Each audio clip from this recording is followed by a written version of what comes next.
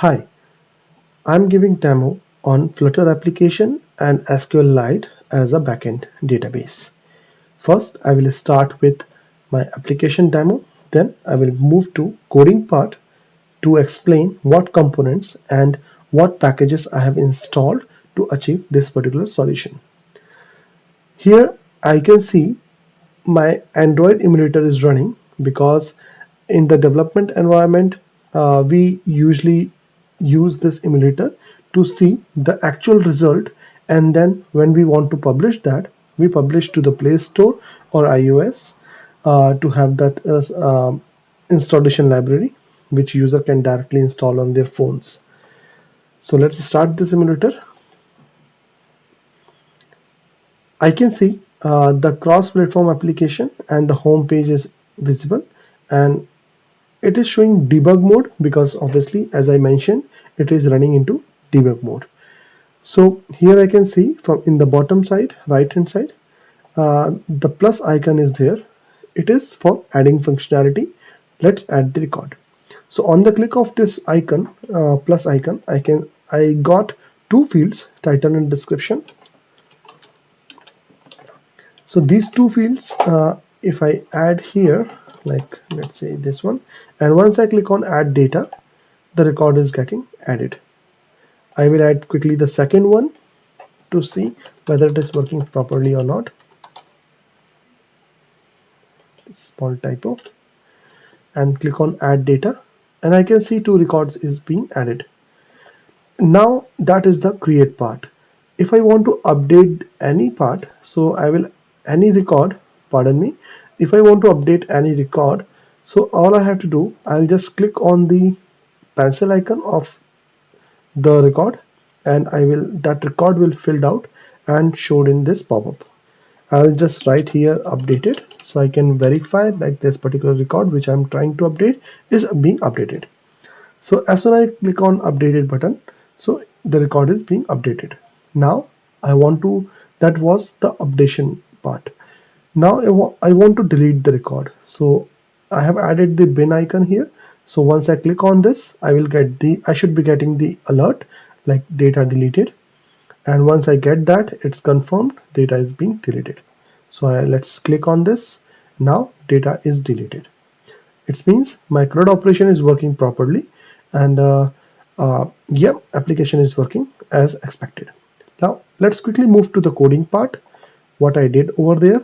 So for coding purpose, I have used Visual Studio Code, and for environment, SDK environment, I have installed the Flutter application, Android Studio, Android command line tool, and some phone SDK, Android SDK. I can say like as you can see in the bottom side, I'm using Pixel 6 Pro for Android emulator.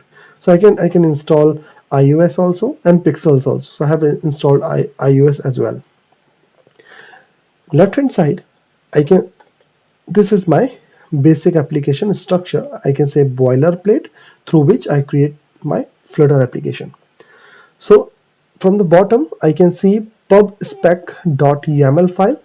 This is my package configuration where I install or add any package dependencies. To use SQLite or SQLite package as a database, so I have added here the SQL package. Where did I get this? From the SQLite home website. So there I can get the latest version. I just did that, and as soon as I save it, and from the right hand side this download button is there, it downloads the package or get all the packages which is mentioned inside this YAML file. So once I do that, so I have my SQLite getting ready. So first work is done. We have added the package library. The second one is in the library folder, we have the main Dart file in Flutter. The file type extension is Dart. So main file is main.dart. In main.dart, it's just like a main method, any other object-oriented programming languages. So same kind of thing, concepts. So here I have given that like theme, what kind of theme I'm expecting, and what will be the home screen, like kind of dashboard when my application is start. So which home screen I want to show.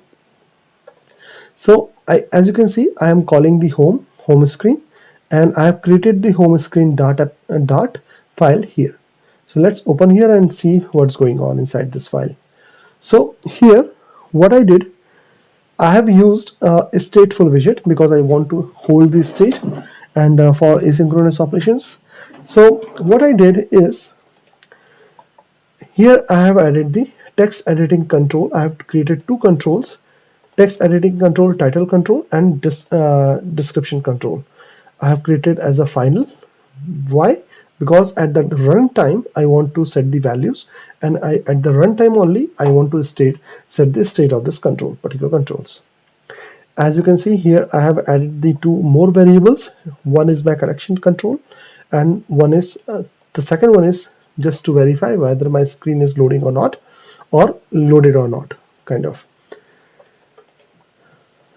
The first, after that, one method I've created to refresh the data, where I'm just getting the data from SQL database. I will just go through that SQL helper which I created. I will go through this after this home screen dot class. So I'm calling the get all data method, and once I receive the data, and I'm just loading false. In the same functionality, same method, I have called inside the init state. I'm calling the base method and calling the refresh data again, just to hold or just to load the pre-existing data. So in my emulator, if I have one data, and if I close this emulator and then I come back again, so my data is not destroyed yet, and I can see the data again. So that's how, like, this is how our mobile application works, right? So once I close the application and I'm coming back, so it persists the data. So data persistence concept is being used here. Now these three basic methods are there: add, update, and delete. Same, only CRUD operations. And this particular bottom sheet is for form, which I show when I click on plus icon. And this is the model pop-up which I show here. If I show here, like if I click on this icon, this is the particular model pop-up. And on this operation, there are so many things are going on, like title, description, and once I click on this button, what should be done. So all this functionality I have achieved here. Child, and the text field, what type of text field I'm using, title control, what input decoration, output decorations, and another text field for descriptions. And in the center one, I have created the event. What event? Like once the button is clicked, then I'm checking like whether ID is null or not. If ID is null, then I'm calling the adding operation. If ID is not null, then I'm calling the update operation. Then some styling I have done, and then that method I have called in the main body, in which I am calling the main bar, application bar. So I have added the title, as you can see, and then the body. In the body, I have called the show bottom sheet pop-up, and then icons button like plus icon or delete icon, whatever. So here, as you can see, we are talking about this particular code. First title updated, the pencil icon and the bin icon. So these two icons I have added here. So for one is for delete data and the one update data. So this is home screen. Obviously we can clear this particular code and divide into n number of Dart files. We can implement the modularization, so this should look clean as well, but due to time constraint I created like this. But yes, definitely we can go through that, and we can create the properly structured application with modular framework. So if I move to db helper dart, so what I'm doing here, let's see. So in every Dart, if you main Dart, home screen Dart, and db helper Dart, we are importing Flutter and material dart and db helper dart, everything. So this importing the packages should be important. It's mandatory actually, like if you are using any packages or other classes, so we need this, and we should import directly from package, not from directly from library, because once the application builds and once the application runs, so it creates the package for your dart library. That's why I have added the package and then our assignment slash db helper dart. So if I go to db helper dart, I can see this method create table, because we don't have, like for first time when our application starts, we don't have any table, we don't have any database, and we don't have anything. So as soon as our data starts, and my first data will call, like method will call get all data, as we saw here, home screen, get all data. So this method is being called. So in this method, I'm calling this db method. In the db method, I create this create table database. In the database, this is the command I've created, create table, and table name is data, and this has the columns, and database name is normal db.